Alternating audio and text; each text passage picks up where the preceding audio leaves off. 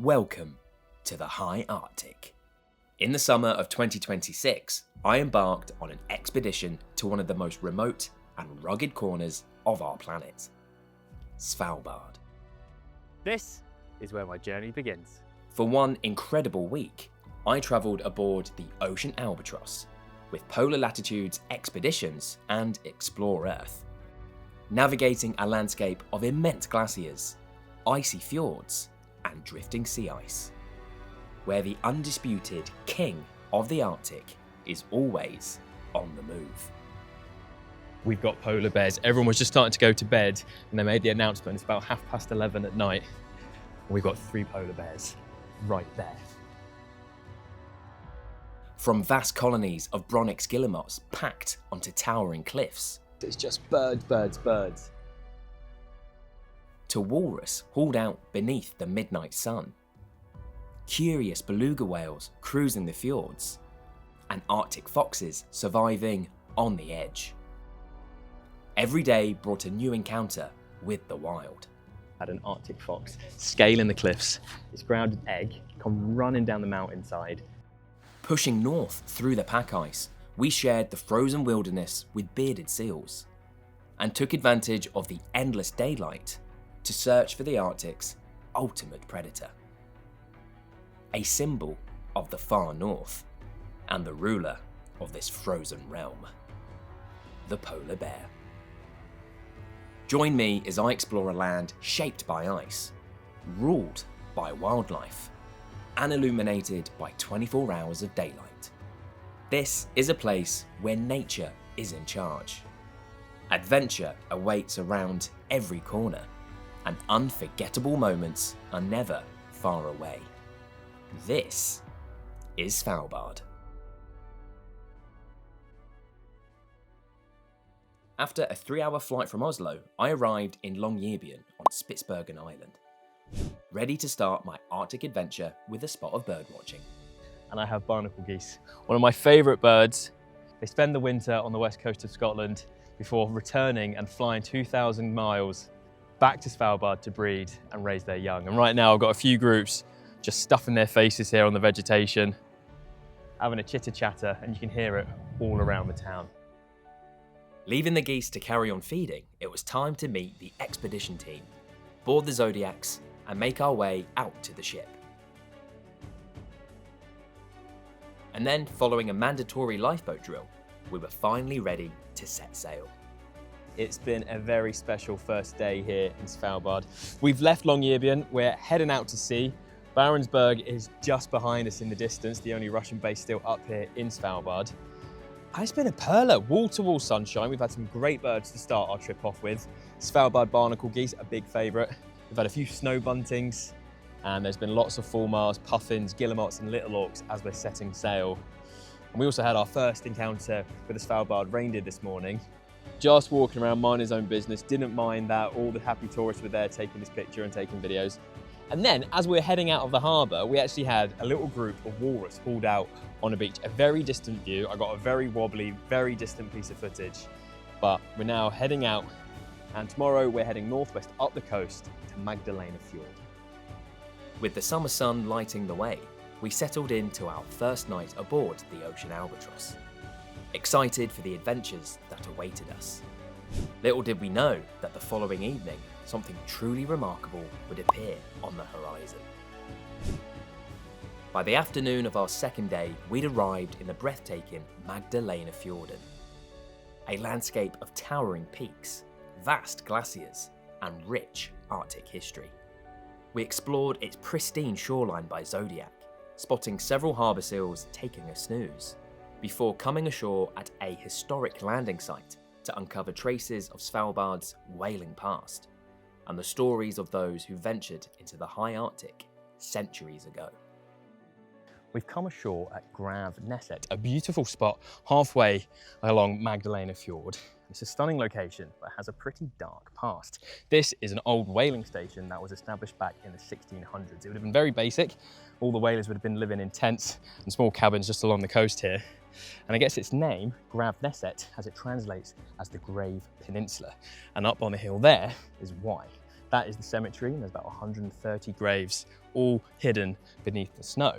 And studies showed that for every 12 men buried up there, 9 died due to scurvy. But something that's also very interesting, just up the slope here, are the remains of the old blubber ovens. These are just the foundations. On top of that, there would have been a great big copper pot, which the whalers would have used to burn down all that blubber from the bowhead whales that they would have found and harpooned out in the surrounding fjords. From here, the plan was to continue around the northern coast of Spitsbergen, but Mother Nature had other ideas. And later that evening, we discovered why the expedition team had asked the captain to turn the ship around. It's 11:30 at night, and we have not one, not even two, but 3 polar bears right there. We have one that's quite a bit distant, asleep in the snow. There's one a little bit nearer. It's a massive, massive bear. Could be a big male. It's completely comatose on food. Looks like it's just stretched out after a big feed. Every now and then it's just lifting its head up, seeing what's going on. And we have a younger, slightly more playful individual that's been walking along the ice, playing with driftwood, having a great time. So it could be that there's a carcass out here that we can't see, because these 3 bears are really happy just hanging out. They don't seem bothered by each other. And there's even a group of walrus hauled out on the end of this little spit. So there must be a bounty of food somewhere, which is why all these bears are here together. And this is the magic of summer in the Arctic. Shortly after midnight, we left the bears to continue their Arctic wanderings and resumed our own journey, rounding the northwestern tip of Spitsbergen before heading into Leifdefjorden and onwards to Hamiltonbukta. As the towering seabird cliffs came into view that afternoon, we soon found ourselves face to face with one of Svalbard's most opportunistic carnivores. About halfway up this cliff, we have an Arctic fox.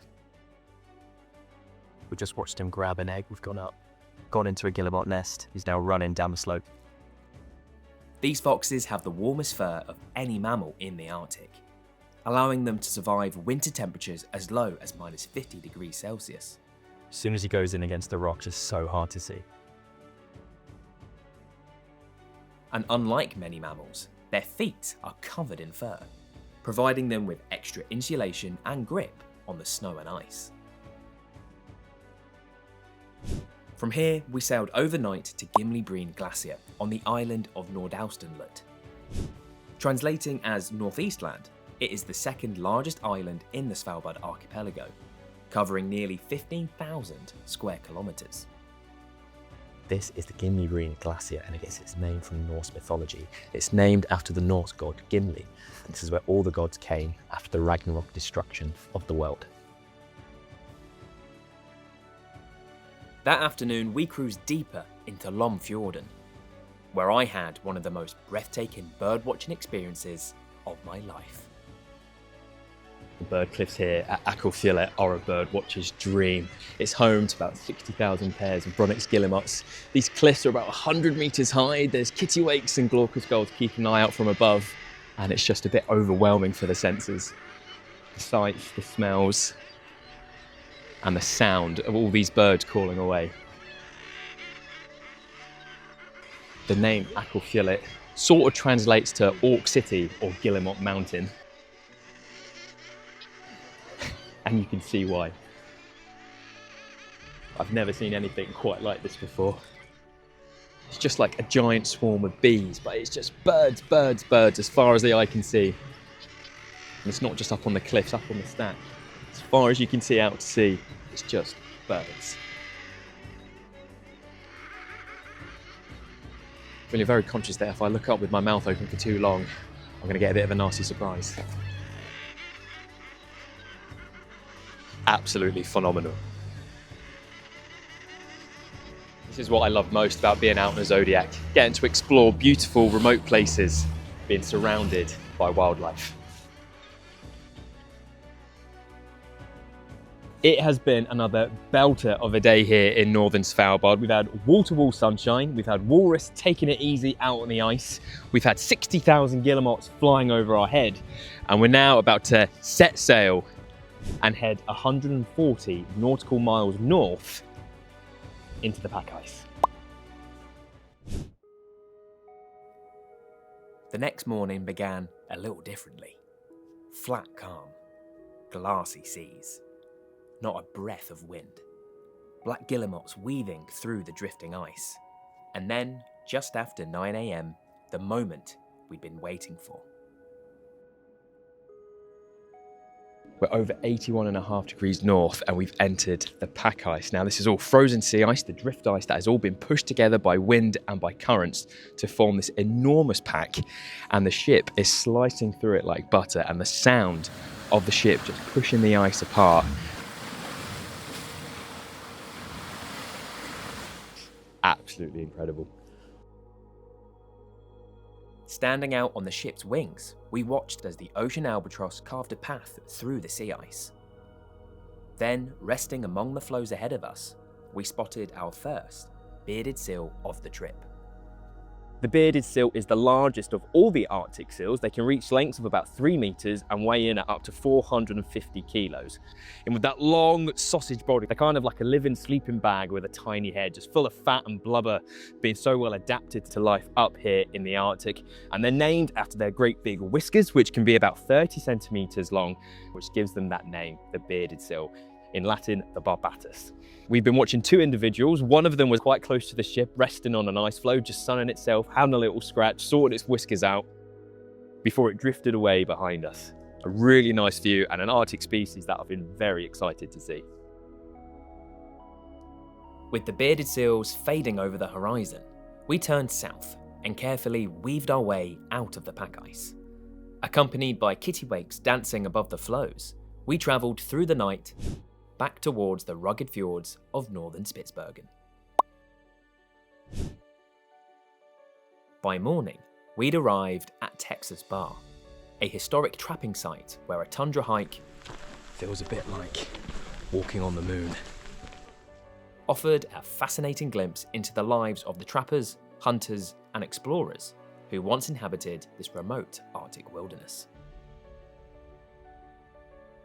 And just as we returned to the ship, we had some unexpected visitors. We're in Leifdefjorden and we have beluga whales. We have 4. There's 4 adults and we've just been watching them cruising along the coastline here. Now these white whales can grow between 3.5 and 6 meters in length, and they're quite social animals. They usually travel in pods of 2 to 25. And we have 4 adults here just cruising along. They're probably feeding, diving down, looking for fish and invertebrates. And they'll use their mouths to sort of like suck them all in. And they're looking a little bit dirty at the minute. They've got a bit of a creamy yellow colour. And what they'll soon do is find some nice pebbles to sort of roll around on and get rid of all that dirty skin. Now they're travelling quite slow. Belugas are quite slow swimmers. They usually only cruise at about 3 to 9 kilometers an hour, but can swim faster if needed. Their blubber-filled backs breaking the surface. Their blubber can actually be 5 inches thick, keeping them nice and warm in the Arctic waters. That is a real treat. Before we knew it, the final day of excursions had arrived, bringing us to Ny-Ålesund, the world's northernmost permanent civilian settlement, where a rich history of Arctic exploration meets modern scientific discovery.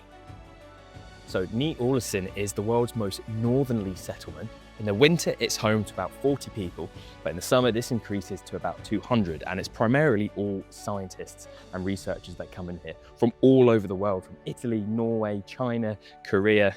Everyone's here researching different things, from the bird life to the glaciers to climate change, weather, geology, it's all going on. The town itself is company owned. It was established in 1916 by the Kings Bay Company as a mining town. But in 1963, all mining activity stopped as there had been far too many casualties. And in 1964, the Norwegian Polar Institute was established here. This great big mass behind me is the location where the 100-meter long airship, the Norge, took off in May 1926 and flew for 70 continuous hours, covering a distance of 5,300 kilometers over the North Pole before landing in Alaska. Now this was a combined effort between Amundsen, Ellsworth and Nobile. They say it was a Norwegian dream made possible by Italian engineering and funded by American dollars. From our very first Zodiac cruise to our final steps ashore, this expedition around Svalbard has been nothing short of extraordinary. We've explored towering glaciers, ventured deep into the pack ice, encountered some of the Arctic's most iconic wildlife, and experienced a wilderness few people ever get to see. Thanks for joining me on this journey through the high Arctic. And if you've enjoyed coming along for the adventure, don't forget to like and subscribe. And I'll see you on the next one.